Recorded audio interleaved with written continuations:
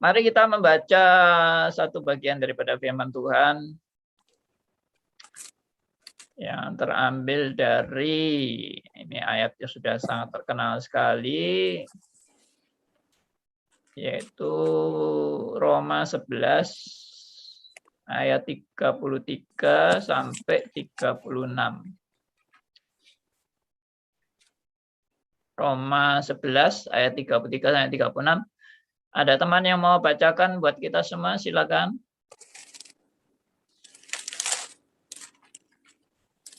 Saya Pak Andi. Ya, Pak Endarto. Roma 11 ayat 33 sampai 36. Oh, alangkah dalamnya kekayaan, hikmat dan pengetahuan Allah. Sungguh tak terselidiki keputusan-keputusannya, dan sungguh tak terselami jalan-jalannya. Sebab siapakah yang mengetahui pikiran Tuhan? Atau siapakah yang pernah menjadi penasihatnya? Atau siapakah yang pernah memberi sesuatu kepadanya, sehingga ia harus menggantikannya? Sebab segala sesuatu adalah dari Dia, dan oleh Dia, dan kepada Dia. Bagi Dialah kemuliaan sampai selama-lamanya. Baik. Kalau kita perhatikan ayat 33 sampai 36 ini sudah nggak bisa dibantah ya. Kalau Tuhan itu berdaulat, Tuhan itu punya keputusan yang tidak bisa diganggu gugat.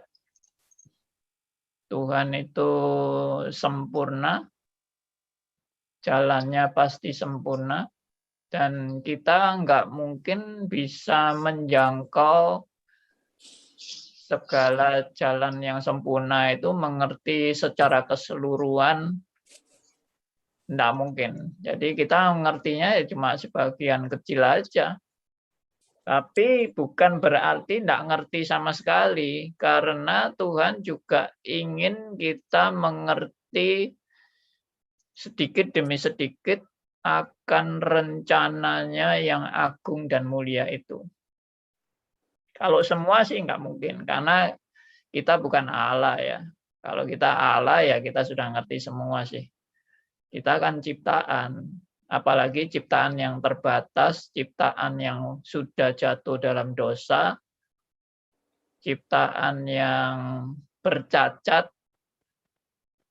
Ya, bagaimana kita bisa mengerti rencana Allah yang agung, mulia, dan tak terbatas itu? Oke. Sehingga di ayat 33 ini kesannya kesan suatu, ini merupakan suatu pujian ya, suatu pujian yang menunjukkan kedahsyatan Allah dalam hikmat, pengetahuan dan keputusan-keputusannya. Ya, saya bacakan satu persatu bagian ini. Oh, alangkah dalamnya kekayaan, hikmat, dan pengetahuan Allah. Alangkah dalamnya. Ini menunjukkan tidak terjangkau oleh kemampuan manusia yang serba terbatas ini. Jadi maklumlah kalau kita ini nggak bisa mengerti semuanya rencana Allah dengan lengkap, karena sangat dalam. Mohon mic-nya bisa di-mute ya. Oke, saya sudah bantu mute beberapa teman. Ya, jadi alangkah dalamnya kekayaan, hikmat, dan pengetahuan Allah menunjukkan bahwa bukan sekedar begitu dalamnya, tapi begitu tak terbatasnya kekayaan, hikmat, dan pengetahuan Allah.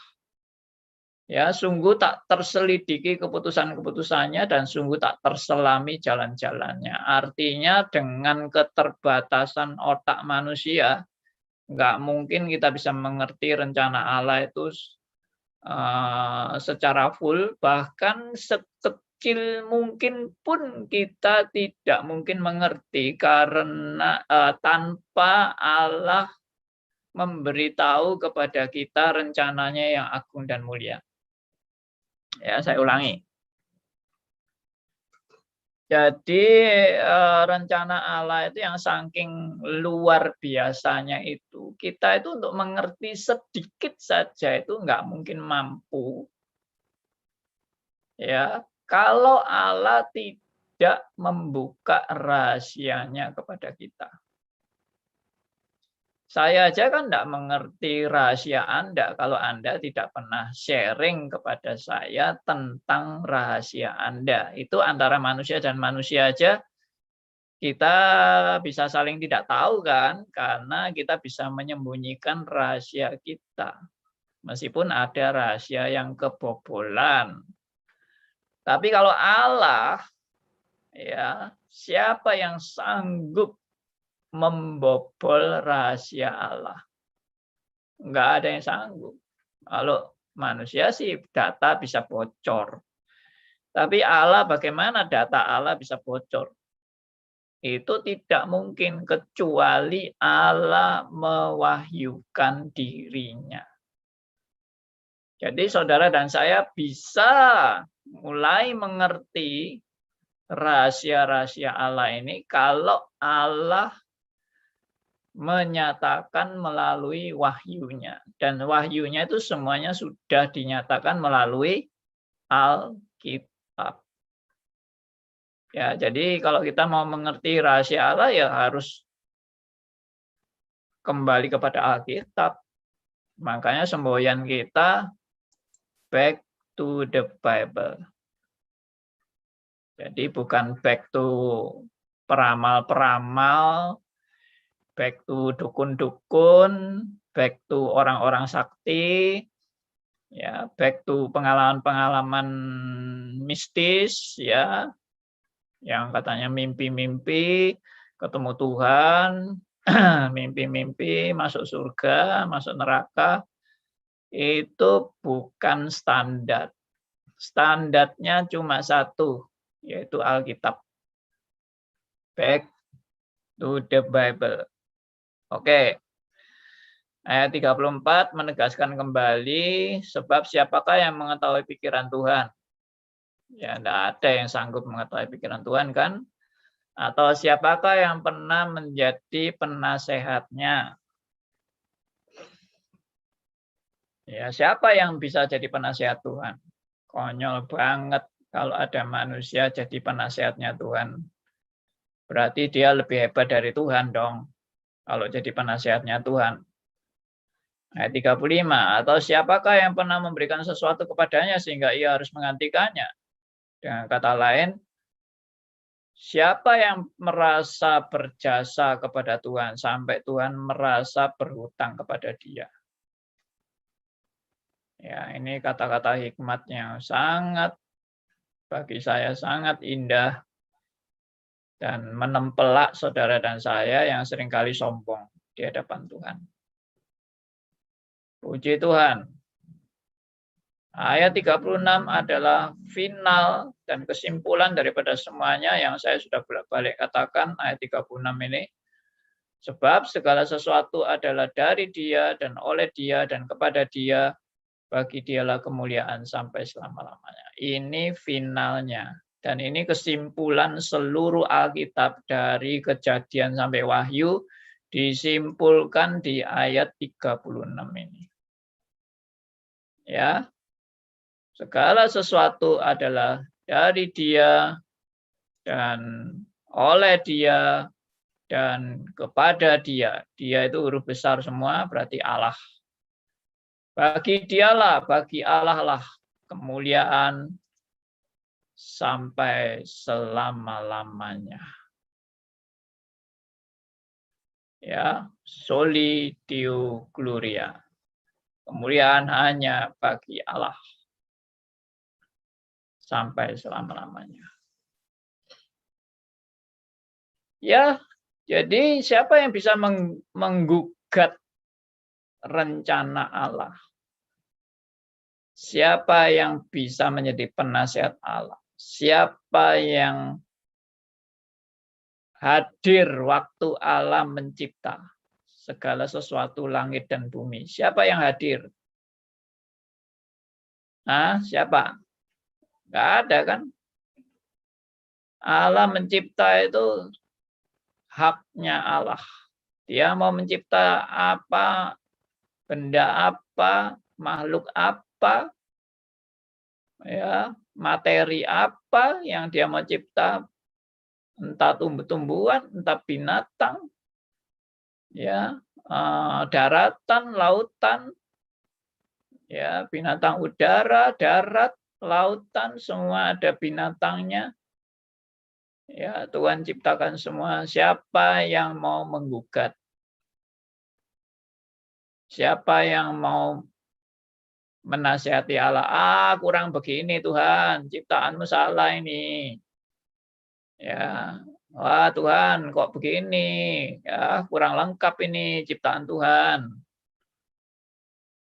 Ya, kita itu siapa? Kita itu cuma tanah liat. Dan tanah liat jangan macem-macem sama pencipta. Sama penjunannya. Jangan macem-macem. Terimalah apa yang Tuhan sudah rencanakan dengan sempurna tanpa protes. Itu yang ditunjukkan oleh Rasul Paulus, gambaran kita ini tanah liat dan Tuhan pembentuknya. Kita mau dibentuk bagaimanapun harus terima kasih sama pembentuknya. Tidak boleh ngomel, tidak boleh protes. Karena pasti membentuk ini Allah yang maha bijaksana, maha berdaulat, maha sempurna dalam rencananya. Nah, itulah yang akan kita pelajari hari ini. Ya, predestinasi.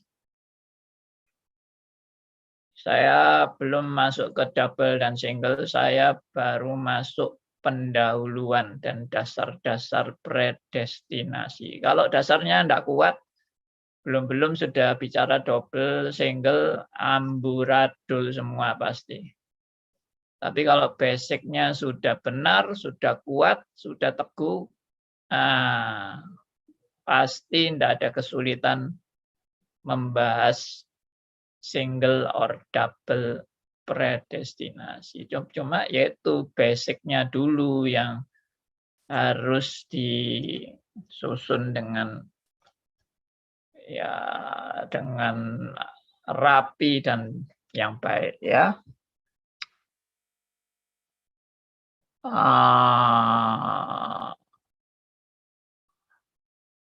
Apa ini? Oh ya, baik.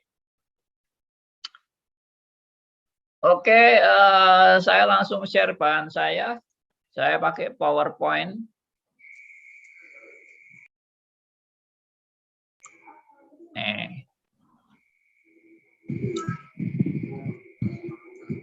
Siapa yang suaranya masuk ini?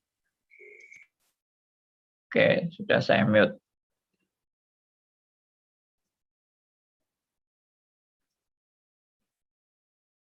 Predestinasi single or double.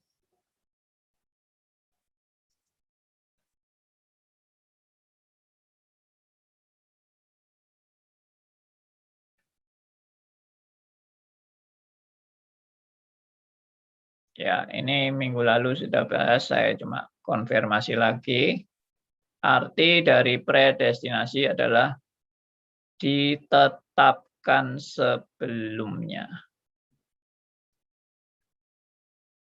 Ya, sudah ditetapkan atau ditentukan sebelumnya. Ya kan ada yang kemarin saya bahas kan ada yang keberatan toh. Waduh kok sudah ditetapkan.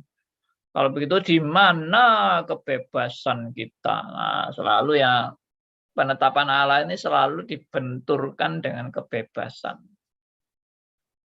Emangnya lu minta bebas? Semau gue. Seenak lu sendiri. Yaitu manusia itu selalu nggak terima ya toh. Wah, kok tidak ada kebebasan ya toh. Bukankah manusia itu memang diciptakan dengan memiliki kebebasan? Ya, saya pernah kasih satu argumentasi tentang kebebasan. Sebetulnya kalau mau jujur itu Allah itu tidak pernah mengajarkan kebebasan. Kalau mau jujur loh ya. Allah kan tidak pernah bilang, kamu boleh taat sama aku dan kamu boleh memberontak sama aku. Itu kebebasanmu. Tidak ada toh Allah ngajari kayak gitu. Yang diajari Allah apa? Yang diajari Allah ya ketaatan. Bukan kebebasan. Loh, kok taat terus? Lah aku ini apa? Hidup hanya untuk taat sama Tuhan. Nah, ini orang nggak ngerti lagi. Buat apa kamu itu dicipta oleh penciptamu? Ya. Apa supaya kamu mau karepe dhewe, saenakmu sendiri. Ya, semau gue. Itu maunya kamu sebagai ciptaan terhadap penciptamu. Ya toh.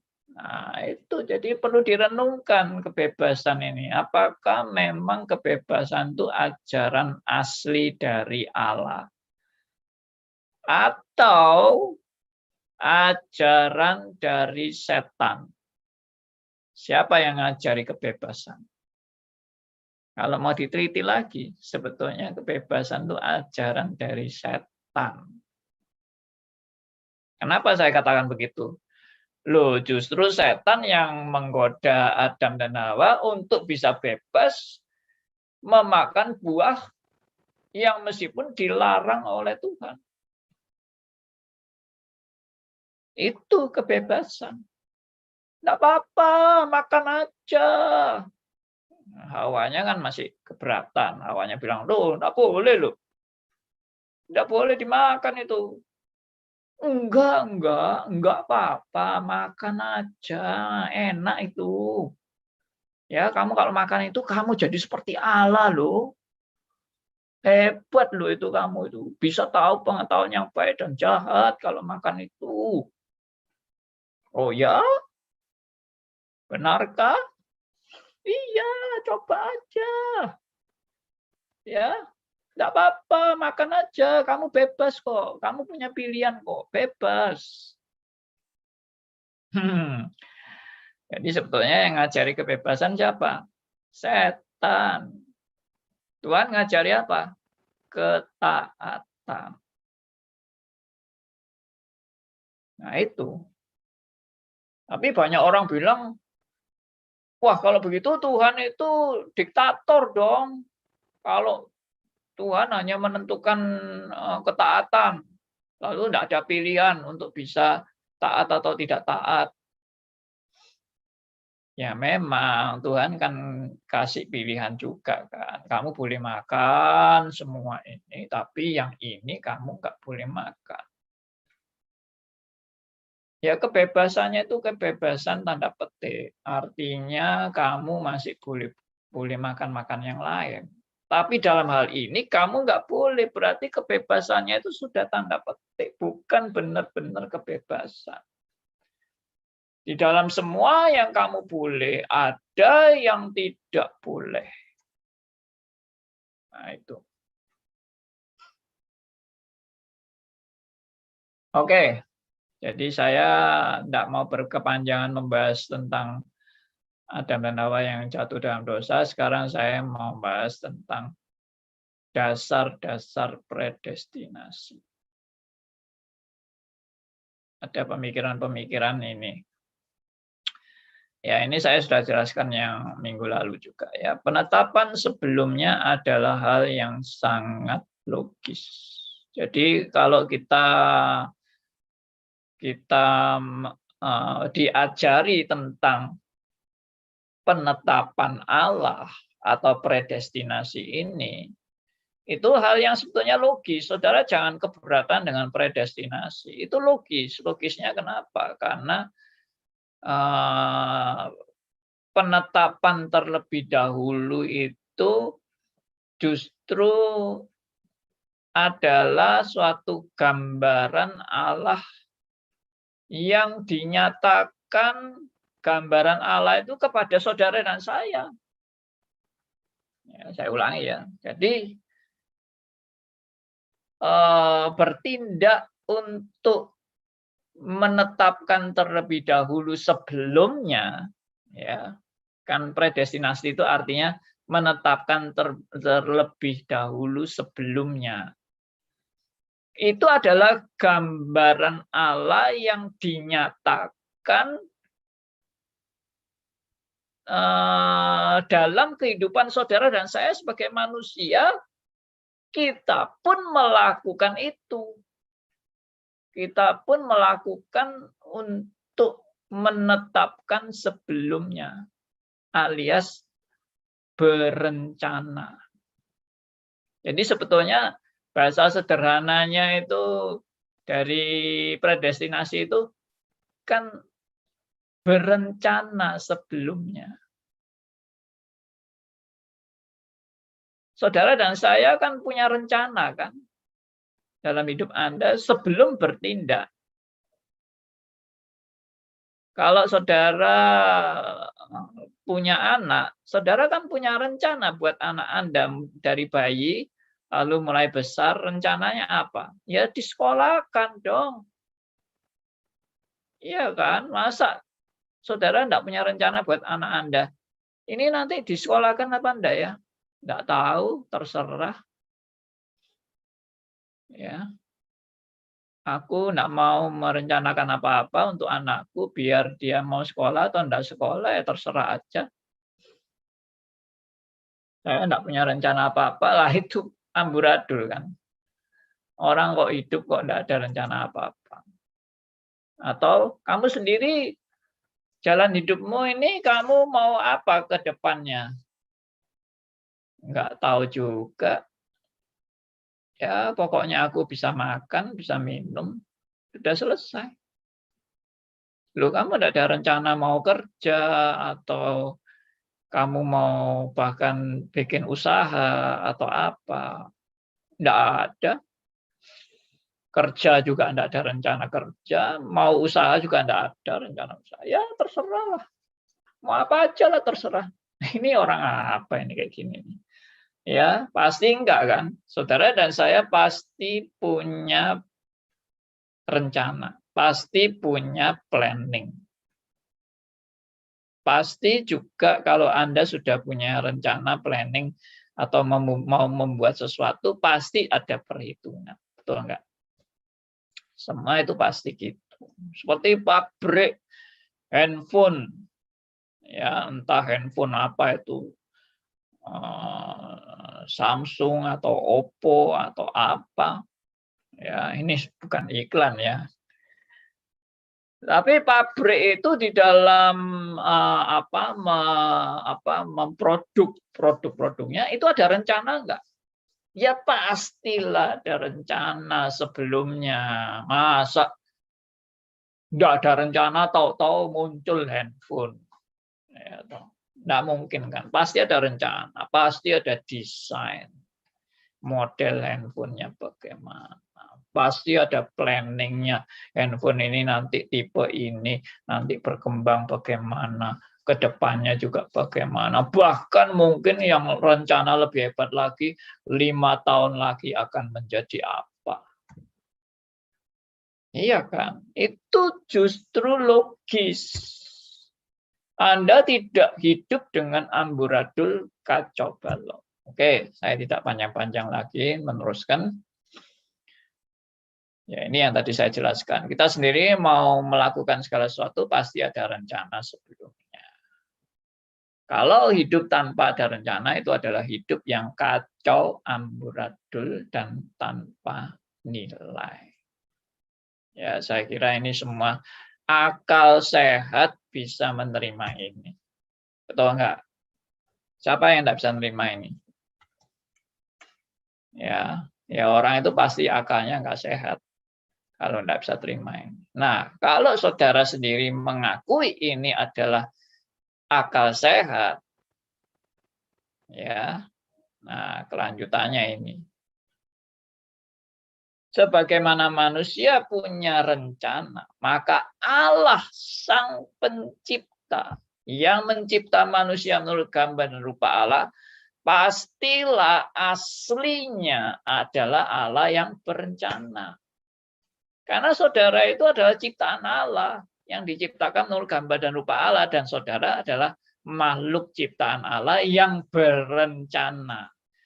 Lalu Sang Penciptanya, Sang Pencipta yang berencana atau tidak? Ya pasti lebih dari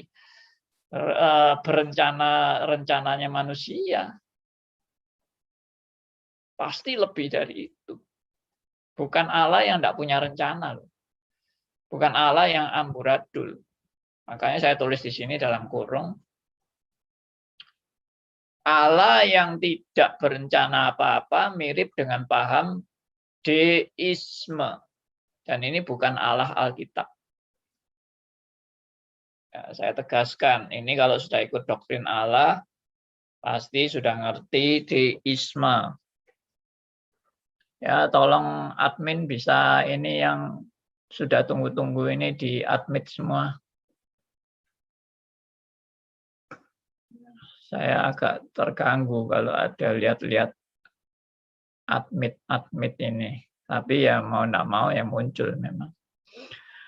Oke ya, saya ulangi.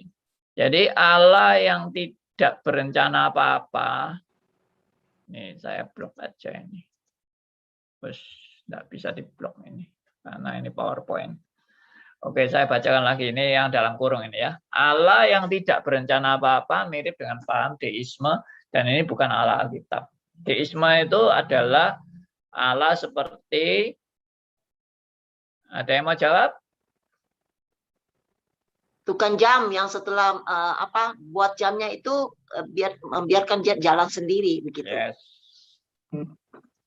Jadi deisme itu Allah seperti tukang jam yang setelah membuat jam, jamnya ditinggal dan dibiarin jalan sendiri dan dia sudah tidak utak-utik jamnya itu. Silakan jamnya jalan sendiri, bahkan kalau sudah dijual, gua nggak ngurus jamnya itu. Ya toh, itu namanya tukang jam. Nah, sekarang ya bukan tukang jam, namanya pabrik jam ya kan. Kalau sudah buat jamnya ya sudah dibiarin aja. Silakan mau beli, siapa yang mau beli. Saya sudah tidak mengontrol apa-apa. Nah, itu deisme. Allah itu setelah mencipta, lalu membiarkan ciptaannya jalan sendiri, sak maumu sendiri. Nah, itu deisme. Apakah Allah Alkitab seperti itu? Tidak. Allah Alkitab itu Allah yang mengontrol segala sesuatu dalam kendalinya yang sempurna. Dalam kontrolnya yang sempurna. Ya, dalam topangannya yang sempurna. Ya, ini banyak yang terlambat ini masuknya ini ya. Oke.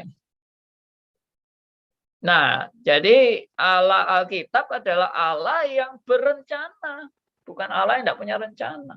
Dan bukan hanya berencana, tapi Allah mengontrol segala sesuatu dengan sempurna. Ya. Karena tadi kalimatnya segala sesuatu adalah dari Dia.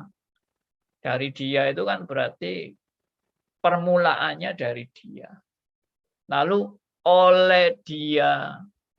Oleh itu berarti keberlangsungannya segala sesuatu yang dari Dia ini lalu oleh Dia. Kata oleh Dia itu menunjukkan keberlangsungannya ini pun adalah dalam topangan Allah. Ya. Lalu kepada Dia akhirnya semua Semua itu menuju kembali kepada Dia. Karena semua dari Dia, dan oleh Dia, dan kepada Dia. Lalu difinalkan dengan bagi Dialah kemuliaan sampai selama-lamanya. Nah, itulah Allah Alkitab. Allah Alkitab bukan segala sesuatu adalah dari Dia. Kemudian tahu-tahu kepada Dia. Olehnya tidak ada. Segala sesuatu adalah dari Dia dan kepada Dia. Bagi Dialah kemuliaan sampai selamanya. Ya, itu pun sudah kelihatannya bagus. Tapi tidak cukup hanya dari Dia dan kepada Dia. Tapi dari Dia, oleh Dia, dan kepada Dia. Lengkap. Sudah lengkap. Ini kok pakai gini, keluar masuk. Mungkin internetnya. Oke, lanjut. Nah, di dalam rencana Allah ini, dan dibandingkan dengan rencana manusia, ada perbedaan yang sangat esensial. Atau perbedaan yang sangat, sangat krusial, sangat sangat kontras perbedaannya. Memang sama-sama punya rencana. Allah punya rencana, manusia punya rencana. Tapi perbedaan rencana Allah dan perbedaan rencana manusia pasti beda dong. Ya toh, saudara pasti sudah menangkap kan maksud saya. Apa saudara samakan? Saudara punya rencana sama Allah punya rencana itu sama, kualitasnya juga sama. Ya enggak lah. Ya. Logika kita kan berjalan. Kita tahulah Allah itu bagaimana kalau berencana dan kita kalau berencana juga bagaimana. Oke. Lanjut. Nanti 10 menit lagi tanya jawab ya. Nah, ini saya catat di sini perbedaan esensial antara Allah dan manusia dalam membuat rencana. Perbedaan esensial antara Allah dan manusia dalam membuat rencana. Saya sengaja menulis ini supaya Anda sadar kita manusia bagaimana dan Allah bagaimana. Tapi yang manusia ini tidak saya tulis. Yang jelas saya menulis tentang esensi rencana Allah. Lalu manusianya bagaimana? Manusianya pasti tidak seperti itu. Pasti tidak sama seperti Allah. Jadi nanti berkebalikan. Allah seperti ini, manusia seperti ini. Ya, oke, kita mulai aja. Yang pertama, Allah itu sempurna. Nah, langsung kalau dibandingkan dengan manusia, ya manusia yang tidak sempurna dong. Ya kan? Jelas toh. Saudara mengakui nggak kalau manusia tidak sempurna? Atau saudara protes? Tak bisa. Saya juga sempurna, sama seperti Allah. Ya model mula. Sadarlah bahwa kamu itu ciptaan kok mau gaya-gaya menyamai pencipta. Oke, ya Allah itu sempurna. Lalu bagaimana? Nah, saya uraikan kata sempurna ini. A. Sempurna berarti rencananya itu lengkap dan utuh. Ya, lengkap dan utuh rencananya itu. Dari alfa sampai omega. Ya, saya tambahkan lagi penjelasannya bukan tambal sulam.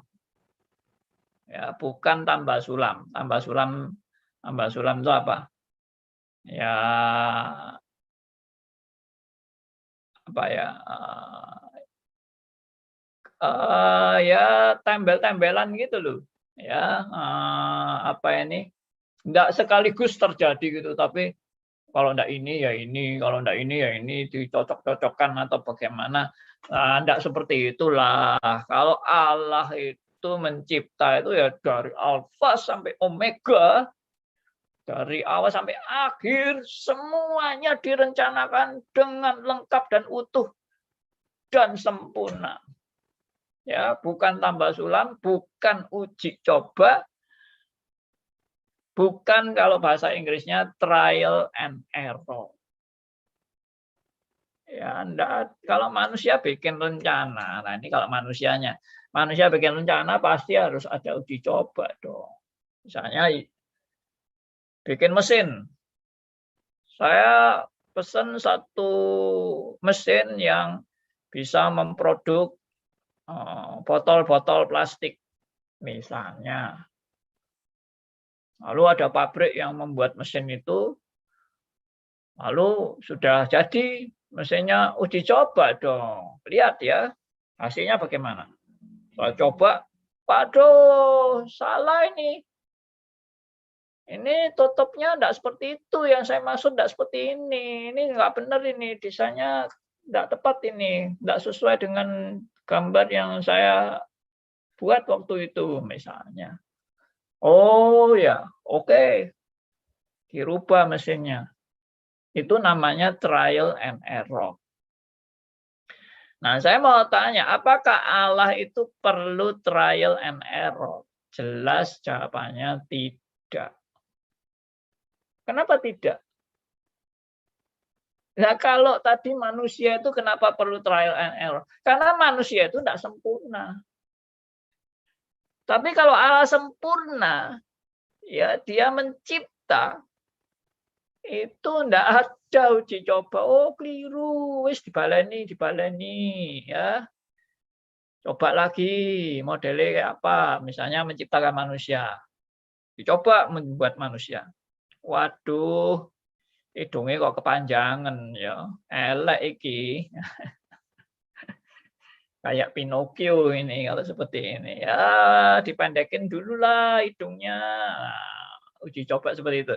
Apa benar Allah waktu mencipta kayak gitu? Trial and error. Tidak kan? Langsung dicipta, langsung jadi, langsung sempurna. Allah enggak. Lalu setelah melihat ciptaannya, aduh, kok elek ternyata ya.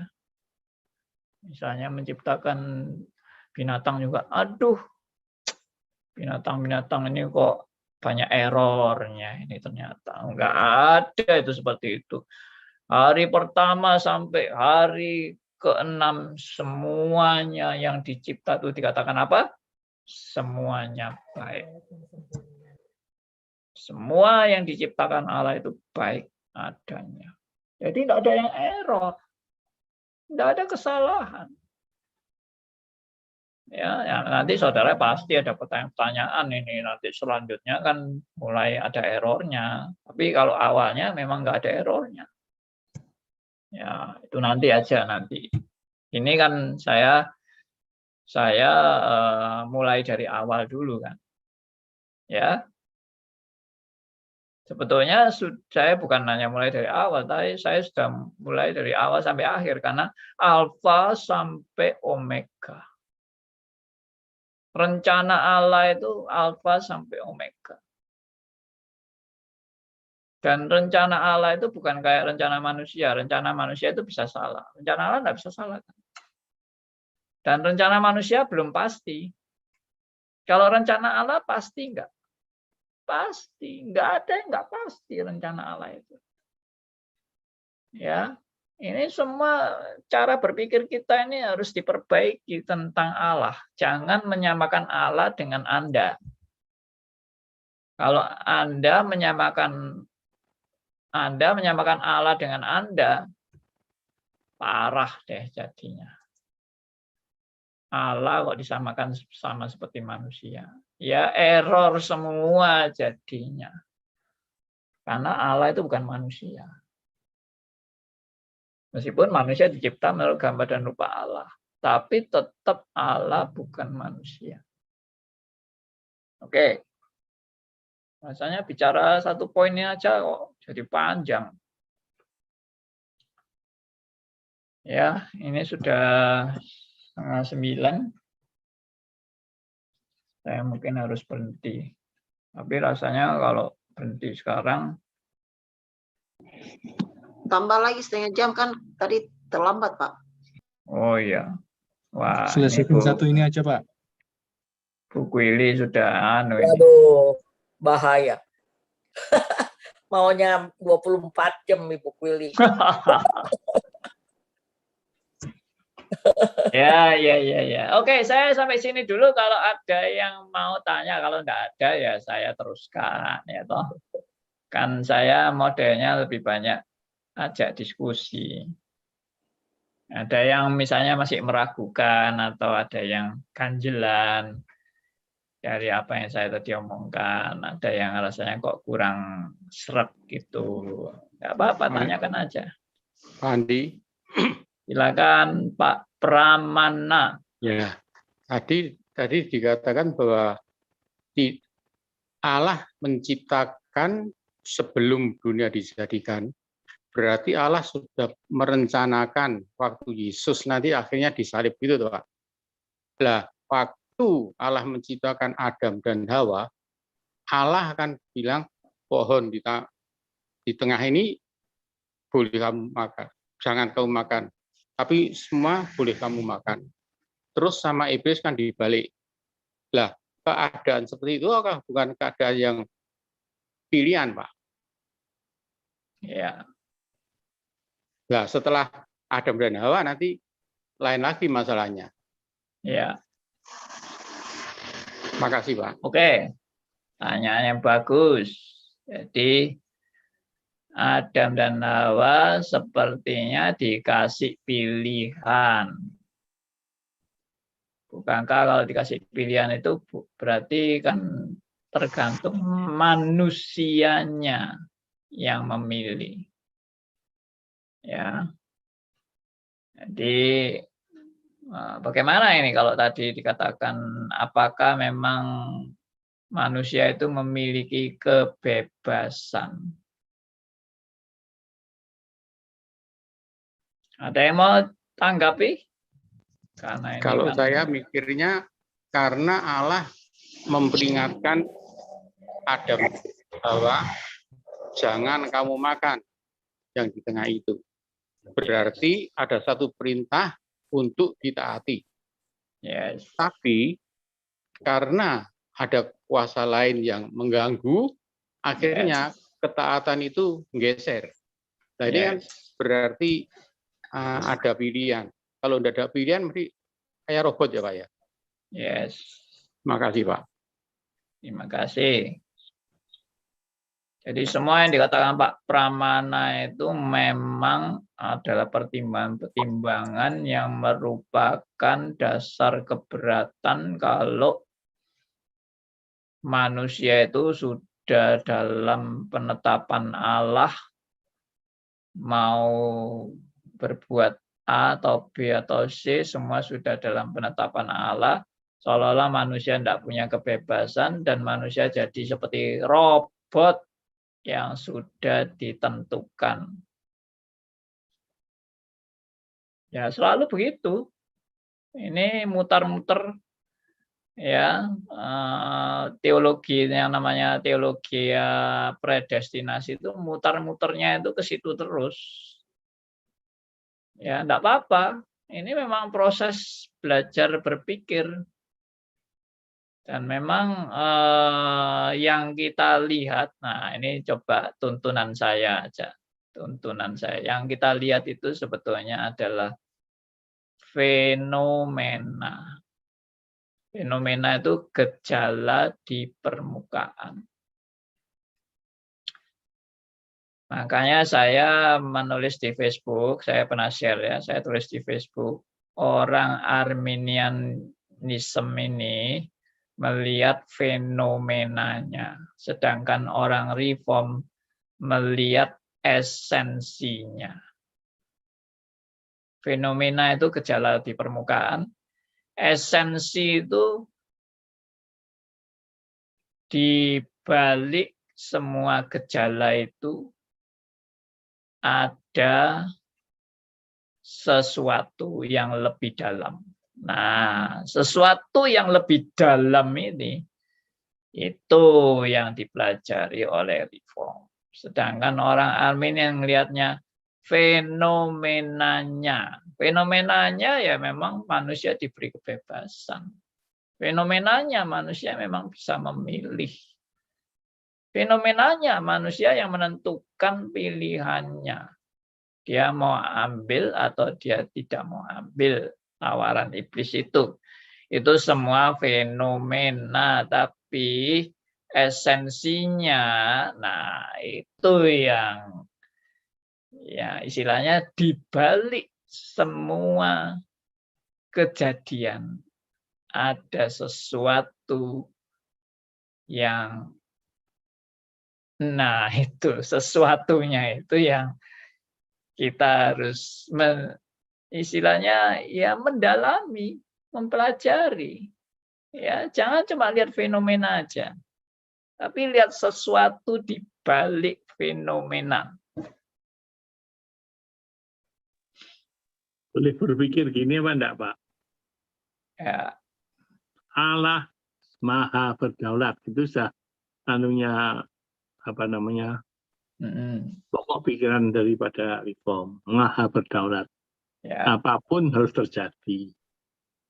Tapi harusnya yang Allah yang berdaulat itu harusnya enggak boleh ada oposisi yang berdaulat loh. Harusnya ya diktator itulah. Tapi Tuhan enggak mau main gitu, dia mau main cantik. Maka bolehlah dia mau main di semua lini. Dia mengoposisi dirinya sendiri juga boleh. Jadi artinya dia bisa berperan di second cause, first cause, semua dia pegang semua. Semua peran yang akan menentukan semua dia pegang semua. Dia dimainkan semua.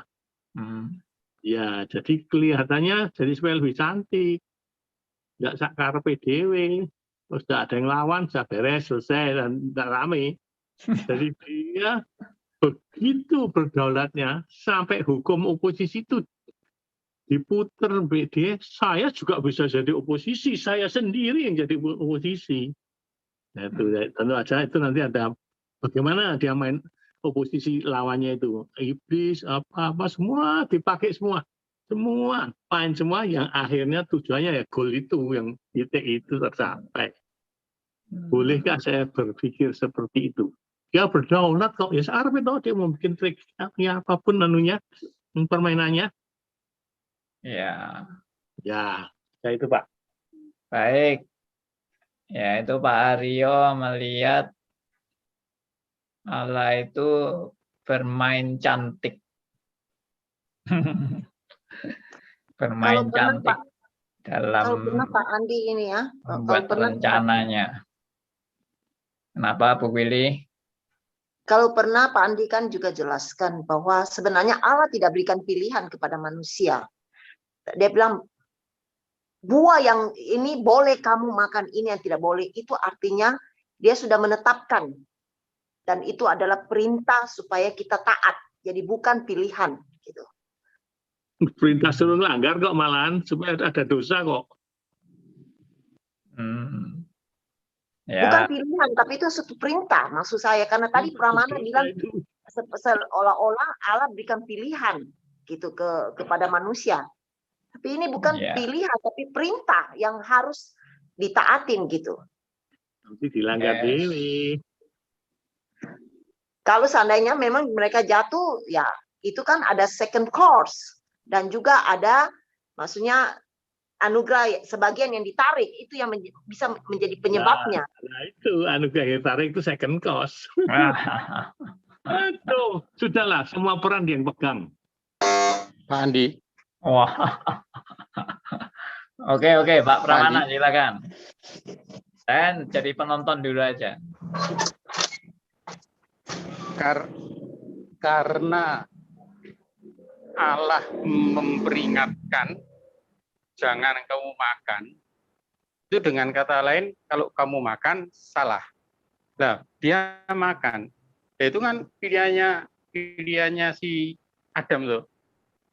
Seolah-olah begitu. Dibilangi jangan makan, menentang Fenomenanya. pembelah makan, Fenomena itu. menentang akan perintah.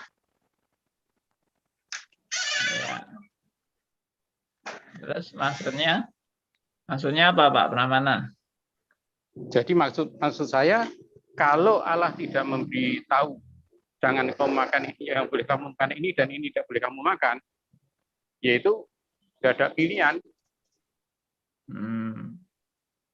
Jadi maksudnya Karena itu ada memang perintah itu. Allah memberikan pilihan maksudnya. Ya, Apakah Allah bilang gini, ya kamu silakan mau pilih mana sesukamu. Kamu boleh makan buah ini dan kamu juga boleh yang pengetahuan yang baik dan jahat juga boleh, tapi risikonya kalau kamu makan yang pengetahuan baik dan jahat, kamu akan mati. Kalau kamu makan yang lain, kamu tidak mati. Jadi kamu boleh pilih. Apa gitu Allah ngomong? oh enggak Pak. Maksud saya, kalau Allah tidak memerintahkan jangan makan ini, itu no problem. Tapi karena Allah memberikan ini jangan dimakan ya. Kalau dimakan mati kamu pasti. Dan mati tenan. Kenapa dia makan? Karena keinginannya dia, Pak. Ya. Oke. Sekarang saya latih Anda berpikir yang tadi saya bilang bukan fenomena tapi esensinya. Begini, cara berpikir esensinya itu begini. Iya. Waktu Tuhan membuat perintah, jangan makan. Tuhan tahu nggak kalau Adam dan Hawa pasti makan? Tahu. Ya, rencananya begitu. Tahu. Rencananya memang begitu, Tuhan. Nah, itu yang saya tadi maksud berpikir secara esensinya. Kenapa kalau Tuhan sudah tahu pasti akan dilanggar, tapi Tuhan masih buat aturan itu? Karena dia mau begitu. Main cantik, mau main cantik, buatlah dosa ya, gitu. Pak Aryo ini sudah. Yang setiap makhluk ciptaan nggak bisa berdamai. Kenapa? Saya Pak, saya jawab. Oh ya, Ibu Dor, silakan. Tadi ada ini pertanyaan sama dari mahasiswa saya ngajar. Mahasiswa bilang, udah tahu manusia berdosa, kenapa manusia akan buat dosa? Tuhan menyesal di kitab Kejadian. Kenapa Tuhan mau buat ya itu? Jadi saya bilang kembali kepada lihat bahwa Allah berdaulat. Apakah Allah tidak bisa mencegah manusia untuk jatuh dalam dosa? Maunya Allah dosa kok dicegah? Iya, tidak mungkin Allah tidak bisa mencegah atau tidak bisa. Itu maunya Allah.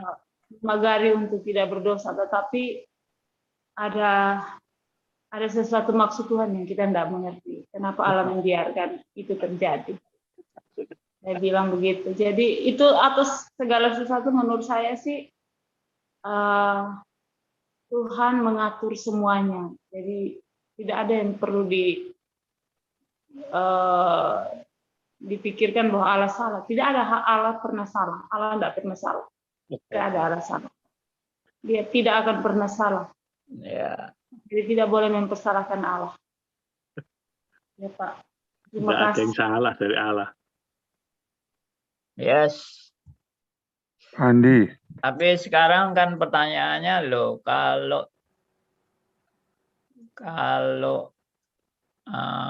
apa tadi, Tuhan sudah tahu bakal dilanggar. Kenapa Tuhan buat peraturan yang pasti akan dilanggar? Ya, tadi Pak Aryo sudah bolak-balik menekankan, yaitu maunya Tuhan. Main cantik. Ya. Tapi maunya Tuhan itu, nah, perhatikan, maunya Tuhan harus kita lihat secara Keseluruhan komprehensif. utuh.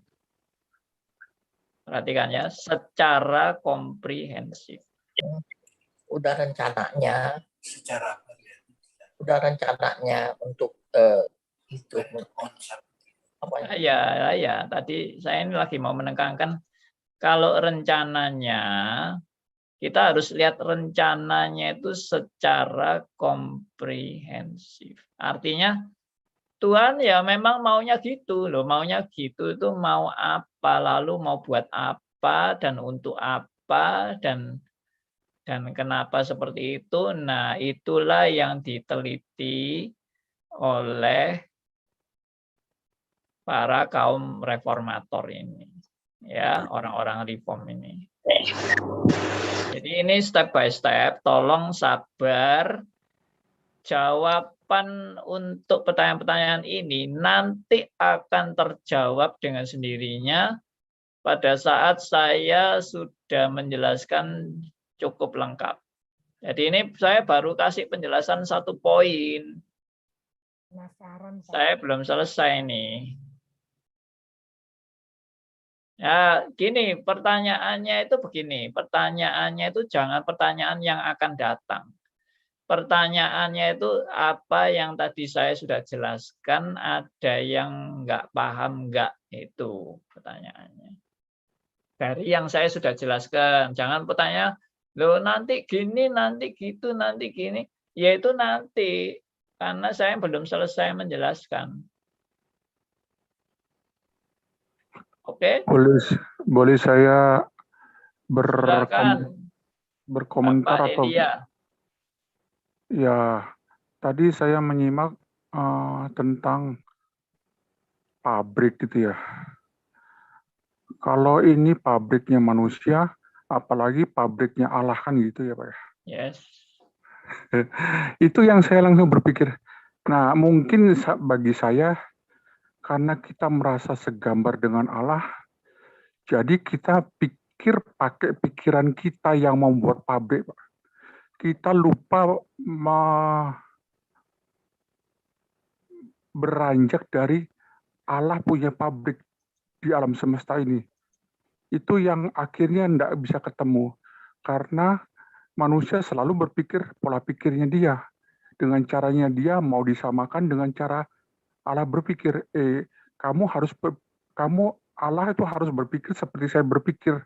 Itu mungkin yang bisa saya simpulkan tidak pernah ketemu, Pak. Karena Allah yang maha besar mau dipaksakan pakai pikiran kita yang buat pabrik. Thank you, Pak. Good. Itu yang tadi saya bilang. Coba saya mau share lagi nih, ya. Bentar, saya mau ingatkan tadi apa yang saya sudah paparkan. Supaya Anda jelas melihat penjelasan saya ini. Nah, ini. Saya kan tadi menekankan apa? Perbedaan esensial antara Allah dan manusia dalam membuat rencana. Saya bukan mau menyamakan, saya justru mau menunjukkan perbedaan esensial. Ya, dari poin pertama, Allah sempurna. Tadi saya sudah jelaskan, manusia tidak ada yang sempurna. Jadi kalau Anda menyamakan Allah dengan tadi Pak Elia bilang seperti orang bikin pabrik, itu kan ilustrasi saya. Manusia aja, maksud saya ilustrasi bikin pabrik itu begini loh. Manusia saja punya rencana, apalagi Allah.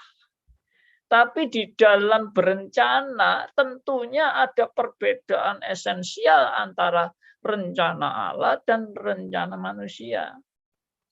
Maksud saya kalau tadi saya mau mengilustrasikan manusia bikin pabrik, manusia yang tidak sempurna ini aja punya rencana, apalagi Allah yang sempurna. Pasti rencananya lebih dari itu. lebih dari rencananya manusia. Maksudnya pasti lebih berkualitas, lebih mutunya lebih tinggi, dan lebih segalanya, lebih dimensinya dan sebagainya. Makanya tadi saya rencanakan, saya tulis di sini kan, Allah itu sempurna. Penjelasannya apa? Rencananya lengkap dan utuh dari alfa sampai omega. Saudara pernah nggak membayangkan rencana Allah itu sekaligus dari alfa sampai omega? Bukan lalu uji coba sedikit-sedikit. Lalu trial and error. Lalu setelah dicoba begini, wah diganti lagi rencananya, wah diperbaiki lagi, wah ada kekeliruan. Tidak, sekaligus dalam perencanaan Tuhan itu sebelum waktu ada. Waktu ini pun kan juga diciptakan Allah. Waktu di bumi ini kan juga diciptakan Allah. Sehari 24 jam itu diciptakan Allah. Sebelum ada waktu. Sebelum ada tahun, ada jam, ada bulan, ada minggu, dan sebagainya. Allah sudah menetapkan sekaligus dari alfa sampai omega. Itu aja sudah tidak terpikir kan. Bagaimana saudara bisa berpikir tentang rencana Allah yang langsung genap semuanya. Dari awal sampai akhir. Saudara ke depan aja nggak tahu kok apa yang akan terjadi. Tapi Allah sudah tahu semuanya. Itu yang Alkitab mau mengajak saudara, dan saya berpikir seperti Roma 11 ayat 33-36, alangkah dalamnya hikmat, kekayaan, ya, bijaksana Allah yang luar biasa itu. Pengetahuan Allah yang tak terjangkau oleh pikiran manusia. Nah, ini yang saya mau tegaskan. Semua hal itu sudah dari alfa sampai omega. Allah itu punya rencananya itu sempurna. Oke? Saya lanjut aja ya, supaya paling enggak ada poin tambahan lah. Nih. Ya, Pak.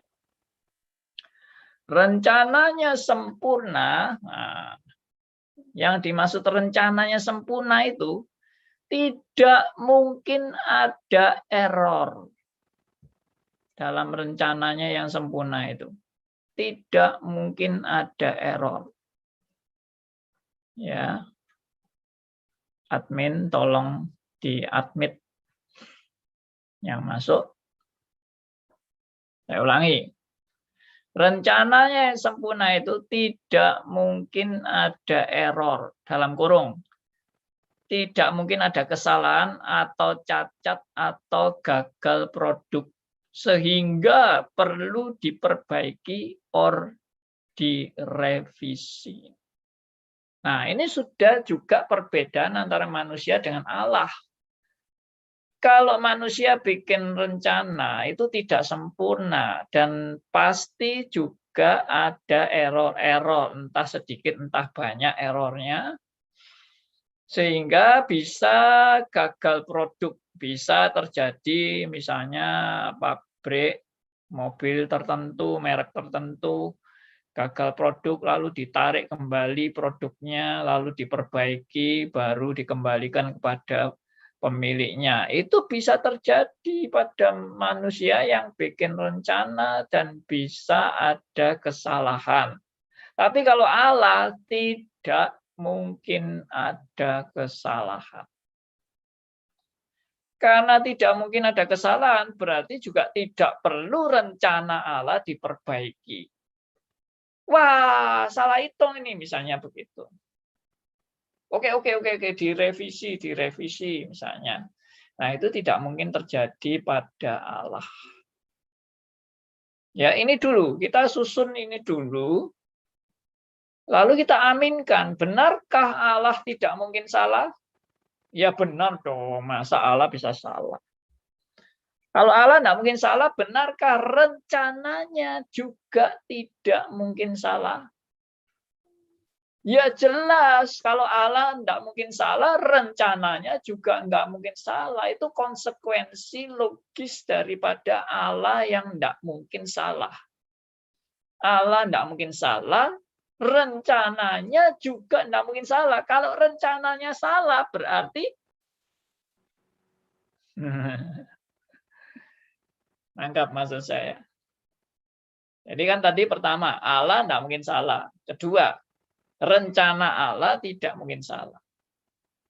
Nah, sekarang misalnya, loh, ternyata rencana Allah bisa salah. Berarti apa? Kalau rencana Allah bisa salah, berarti apa? Allah bukan Allah. Iya, Allah bukan Allah dan Allah Tidak sempurna. tidak sempurna. Wong rencananya aja bisa salah kok. Bagaimana Allah bisa disebut sempurna? Rencananya bisa salah. Nah, itu. Ini berpikir, namanya berpikir presaposisi. Ya, dengan istilah-istilah epistemologi yang dapat dipertanggungjawabkan dan juga logika yang biblikal. Ya, bukan logika yang liar dan logika yang kacau. Tidak, ini logika yang biblikal yang maksudnya justru tunduk pada kebenaran-kebenaran Alkitab. Lanjut. Boleh tanya, Pak? Oke, silakan Pak Yohanes. Allah tidak mungkin salah, rencananya juga tidak mungkin salah atau direvisi. Kalau dikaitkan dengan kisah Nuh, Pak, di situ kan dipakai istilah Allah menyesal menciptakan manusia yang luar biasa berdosanya itu. Apa itu salah istilah aja yang dipakai, Pak? Karena terbatas bahasa atau bagaimana? Soalnya seluruh umat manusia dimusnahkan kecuali Nuh dan keluarganya. Ya. Nah, itu namanya kalau belajar di Istris, saya sudah mengajarkan namanya apa? Antropomorfis. Antropomorfis atau antropopati. Ya, antropomorfis itu gambaran-gambaran manusiawi yang menunjuk kepada Allah. Kalau antropopati, gambaran-gambaran satu perasaan, ya, atau emosi yang digambarkan pada Allah memakai gambaran manusiawi. Jadi menyesal. Tapi kalau bicara Allah menyesal itu nanti bagian tersendiri aja. Saya tidak akan bahas di sini. Sekali lagi, saya cuma kasih tips saja untuk pertanyaan Pak Yohanes itu. Yaitu di ayat ini, sebentar. Saya tidak terlalu hafal ayatnya. Ya, dalam hal ini saya juga manusia yang terbatas, bukan manusia yang tak terbatas ya, toh. Sebentar.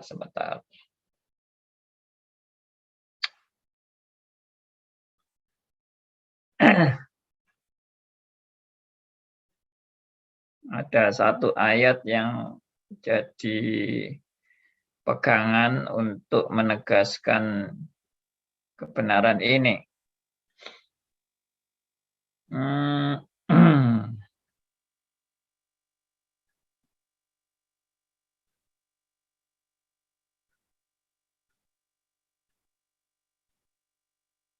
Ya.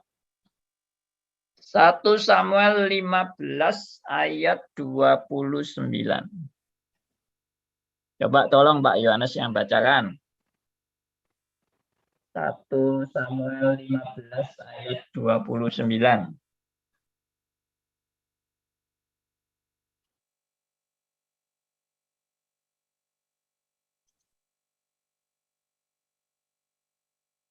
Mana suaranya Pak Yohanes? Bentar cari dulu, Pak.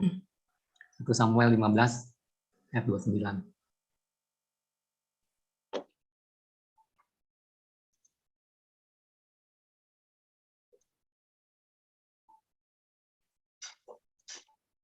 Oh, sudah ada di layar.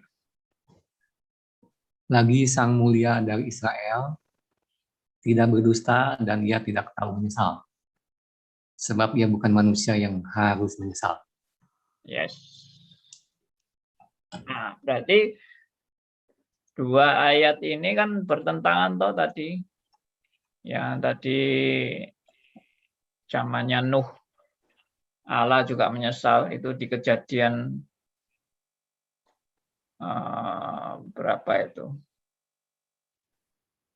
Ya, Anda cari sendirilah itu. Ya, pokoknya dikatakan di Kejadian 6 ayat 6 juga ada ya. Maka menyesalah Tuhan bahwa ia telah menjadikan manusia di bumi dan hal itu memilukan hatinya. Nah, ini yang di zaman Nuh itu tadi. Kejadian 6 ayat 6. Tolong mic-nya di mute supaya nggak feedback. Cuman kalau dari sisi manusia ya Pak ya, kalau riset ulang itu Pak, semua dihapus mulai lagi dari awal, di riset kesannya kayak revisi gitu Pak. Enggak. Itu tafsiran manusia itu di riset. Allah tidak akan meriset. Jadi itu fenomenanya. Kita selalu melihat fenomena. Tapi di balik fenomena itu ada maksud dan tujuan Allah yang selalu progresif. Ya, perhatikan tekanan kata-kata saya ini, selalu progresif. Artinya rencana Allah itu tidak pernah, kalau bahasa Surabayanya itu balik kucing. Balik kucing itu yaitu tadi diriset kembali ke nol. Allah tidak akan kembali ke titik nol. Tidak akan. Tapi Allah rencananya selalu progresif. Ya, progresif itu berarti ada perkembangan selanjutnya, bukan kembali ke titik nol. Itu bukan ciri pekerjaan Tuhan untuk bolak-balik, balik nol lagi. Ya, itu bukan ciri pekerjaan Tuhan. Pak Andi, bukan bayangan pertukaran ya? Bahasanya. Tidak ada bayangan pertukaran gitu. Ya, maksudnya tidak ada perubahan. Itu Iya. di Ibrani kan. Oke. Sudah jam 9. Mau ditambah tadi ya? Boleh. Sudahlah. Nanti banyak yang ngantuk ini sudah nih. Sudah jamnya Banyak tidur. sudah minum kopi banyak loh Pak. Belum Pak. Ayo Pak. Pak, kalau istilah di riset tadi salah Pak. Tapi kalau dihapus boleh dong Pak. Kayak kita menggambar udah sebagian gitu. Yang ini saya hapus, saya lagi. Nggak ada juga menghapus. Kalau saya berkata begini, bagaimana Pak? Menurut pendapat manusia, itu salah, suatu rencana Allah itu salah. Tapi kalau kita melihat rencana keseluruhan, sama sekali itu smooth terus, jalan terus. Kalau kita memahami, oh ini Allah berbuat salah nih, makanya di riset. Ini salah nih. Dan kok manusia kok yang direncanakan baik, sama sekali seperti gambar dan rupa Allah. Loh, tiba yang ledek ini toh. Jadi buat kita yang sempit ini melihat tuh suatu Allah ada salah juga ya. Allah bolak-balik keliru ya. Lah, ini salahnya kita. Bahwa rencana Allah itu kita anggap salah, Tuhan bilang, wah kamu nggak ngerti. Nanti lihatlah, nanti kalau sudah keseluruhan itu kamu tahu utuh, kamu akan tahu. Jadi itu bukan sama sekali Allah balik coaching, enggak. Smooth, jalan terus. Enggak noleh ke belakang lagi. Terus, jalan terus. Jadi kita selalu salah paham dengan Allah. Otak kita yang kecil, kita berani sekali menyalah-nyalahkan hanya karena fenomena itu. Yes.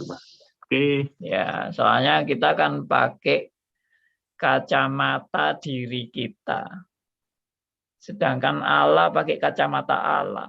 Ya jelas beda. Makanya tadi satu ayat itu ya dengan saya bandingkan Kejadian 6 ayat 6 dibandingkan dengan 1 Samuel 15 ayat 29 itu mau menunjukkan bahwa nah ini loh sudut pandang yang kalau kita cuma baca satu ayat kita sempit di situ. Tapi kita begitu lihat ayat lain, loh ternyata ayat lain itu menegaskan Allah itu tidak pernah menyesal, tidak pernah seperti manusia menyesal. Berarti menyesalnya Allah itu dikasih tanda petik, tidak sama dengan menyesalnya manusia. Tidak sama. Apalagi kalau dari bahasa aslinya, kata menyesal itu bertobat. Ya toh? Apakah Allah mungkin bertobat? Walah payah deh kalau Allah bertobat. Ya. Berarti Allah ya bisa salah, Allah bisa berdosa sampai dia bertobat. Konyol banget. Ya, nah itu namanya bahasa antropomorfis atau antropopati. Maksudnya memakai gambaran manusiawi, tapi Allah bukan manusia. Misalnya, tangan Allah tidak kurang panjang untuk melindungi anak-anaknya. Loh, apa tangannya Allah itu piro juta kilometer panjangnya kok sampai bisa melindungi setiap anak-anaknya. Nah, itu namanya antropomorfis. Ya, karena Allah itu kan roh. Dia tidak seperti kita yang bertubuh ini. Ya. Oke, itu. Pak, Ya, boleh demikian. Teman. boleh bertanya, Pak? Satu lagi. Silakan Pak Saudara Muji. Iya, Karena Pak. masih muda saya panggil saudara. Iya, Pak. Tadi pagi saya mengikuti materi katekismus saya Delbar, Pak. Oke. Bapak mengatakan bahwa Roh Kudus itu menjadi kekuatan atau memberikan kekuatan kepada kita supaya untuk menjadi taat kepada Tuhan, begitu Pak. Yes. Dan pertanyaan saya, apakah kita orang yang sudah menerima Tuhan Yesus atau status sebagai orang-orang percaya ini bisa, saya secara pribadi saya mengatakan bahwa memiliki kehendak bebas, Pak, bisa memilih apa yang Tuhan kehendaki. Gitu, Pak. Baik. Ya, ini pertanyaan-pertanyaan yang menyangkut tadi kehendak bebas dan perlengkapan rohani yang Tuhan berikan kepada kita. Apakah kita bisa memilih? Ya, itu nanti ya. Nanti, sabar. Sabar. Rasanya bicara seperti ini waduh, banyak aspek yang harus ditata ulang ini. Untuk pikiran-pikiran kita ini bisa sinkron dan sejalan ya. Cuma butuh waktu. Makanya saya bilang, wah ini sesinya bisa panjang ini. Bisa panjang ini. Ini saya baru sampai ke poin yang kedua ini. 50 enggak apa-apa, Pak? Ditantang sama Pak Hendarto. Ya, lapar Pak Hendarto, lapar. Ya, puji Tuhan. Saya harus akhiri meskipun tadi terlambat mulainya, tapi memang waktu. Jadi ada teman-teman yang dari luar Indonesia ya. Ada yang dari Darwin, Australia, ada yang dari Beijing, ya oke lah, kita harus berhenti. Kita lanjutkan hari Senin yang akan datang. Oke, siapa tadi mau bicara? Pak Andi Sugianto, Pak. Oh ya, Pak Sugianto, silakan. Pak Andi, itu yang PDF-nya yang Armenian Calvin udah jadi belum, Pak? Sudah, Pak. Oh, Bapak belum dapat ya? Belum dapat justru. Oh, baik-baik. Wah, ini teman-teman yang dari Stris ini belum kasih ini. Saya juga kepingin, Pak. Tulip tuh, Pak, maksudnya, Pak. Saya juga mau, Pak. Pak, gaya Stris baru dapat nggak, Pak? Mau. Kalau yang tulip itu sudah ada apaan? Kalau teman-teman saya nanti tinggal saya yang bagi, nggak apa-apa. Bentar, Pak. Teman saya udah banyak yang ikut di sini. Yang mana? Saya sampai bingung. Yang mana ya? Yang Armenian sama Calvin, Pak. Yang Armenian sama Calvin kan Bapak banyak yang materinya tuh. Yang 40 sesi. Ya. Ya kan ada PDF, ada materi-materi yang tertulis tuh, Pak. Oh. Yang Bapak bilang ada gitu loh. Tinggal dibagi. Iya, tapi gitu itu yang ininya, yang tulipnya. Boleh nggak apa-apa, tulip dulu nggak apa-apa, Pak. Oke. Enggak, yang lain memang saya enggak tulis makalahnya, Pak. Saya hanya punya yang tulipnya itu aja. Yang tulip Pak Andi sudah share. Oke, Pak. Andi. Sugianto kok bisa enggak dapat ya? Andi. Mungkin dia tidak di Stris, Pak. Karena Pak Andi share itu di Stris. Pak Andi. Ya. Oke. Nanti itu ada WA-nya Stris, Pak. Nanti saya kasih ke Pak Sugianto ya. Halo, Pak Andi. Ya, Pak Martin. Pak, mestinya enggak boleh, Pak, bagi-bagi gitu, Pak. Kenapa? Kayak Pak Tong itu loh, Pak ya. Habis seminar ataupun ada sesi-sesi gitu, Pak ya. Nah, itu setelah itu suruh mereka tunggu semua terbit buku, Pak. Oh. Jadi Pak Andi harus, ya setelah itu kan nanti suruh Pak anak-anak semua tunggu terbit bukunya Pak Andi. Tulis dulu, Pak. Pengarangnya Pak Andi itu, Pak. Saya enggak punya tim yang membuat buku. Loh, banyak, Pak. Ada Pak sini, Pak, di sini, Pak. Bersedia semua ngedit, ya, Pak. Siapa yang bersedia mengedit? Ya paling enggak Pak. Asistennya Pak Andi. Ya, doakan.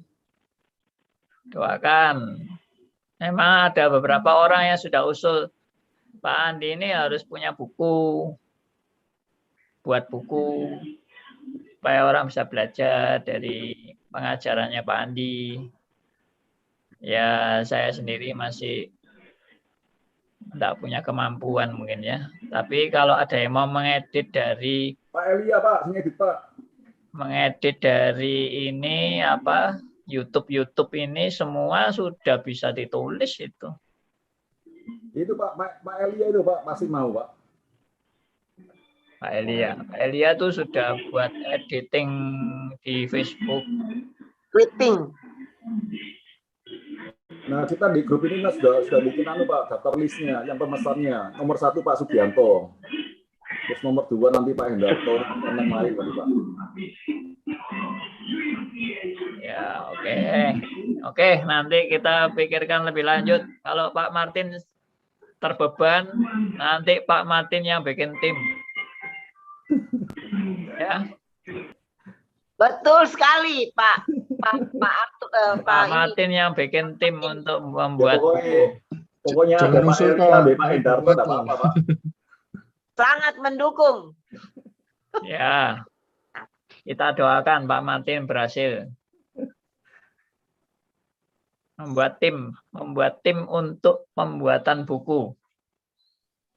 Ya, ini satu misi yang bisa luar biasa ini kalau Nama udah cocok Pak, mirip Martin Luther Pak. wah, Saya itu. masuk Pak. Apakah saya juga Nah, masuk juga itu Ibu Dor mau bantu itu. Pak Martin, dibantu Ibu Dor. Iya Pak. Lari sudah Pak Martin.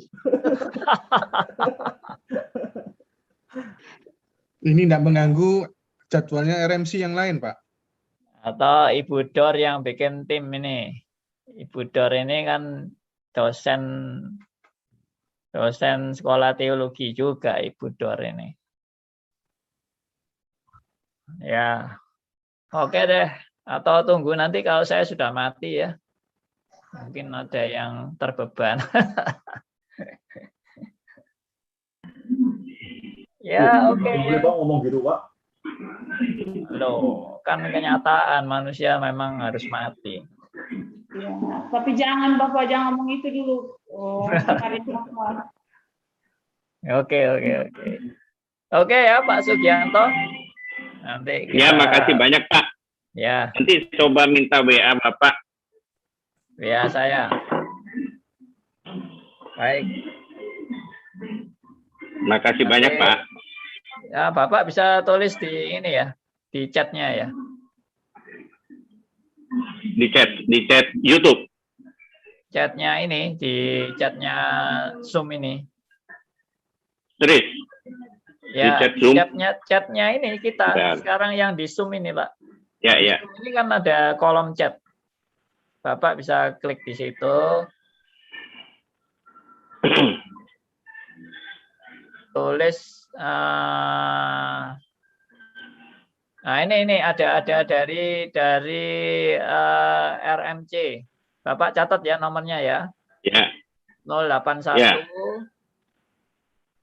081 357. Sudah Pak? Bentar Pak. 357 901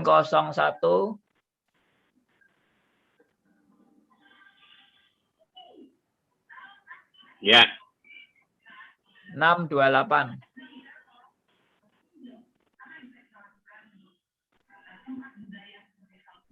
Ini Stris ya Pak? WA-nya Radio RMC. Ya, sama Stris sama aja. Iya. Nanti Bapak minta makalahnya di sini aja, di WA ini aja ya. Iya Pak, makasih. Oke, makasih. Baik, kalau sudah kita tutup dalam doa. Terima kasih untuk semua rekan-rekan. Saya minta yang berdoa ada